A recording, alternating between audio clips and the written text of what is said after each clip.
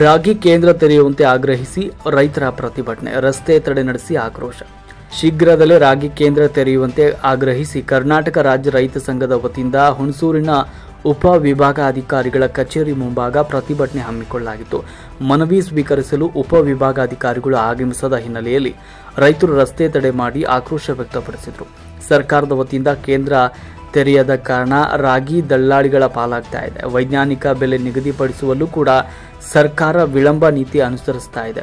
ದಲ್ಲಾಳಿಗಳ ಮೂಲಕವೇ ರಾಗಿ ಹರಾಜು ಮಾಡಬೇಕಾದ ಪರಿಸ್ಥಿತಿ ಎದುರಾಗಿದೆ. ಹೀಗಾಗಿ ಕೂಡಲೇ ರಾಗಿ ಕೇಂದ್ರ ತೆರೆದು ರೈತರಿಗೆ ಅನುಕೂಲ ಮಾಡಿಕೊಡುವಂತೆ ಆಗ್ರಹಿಸಿ ರೈತರು ಪ್ರತಿಭಟನೆಯನ್ನ ಮಾಡಿದರು.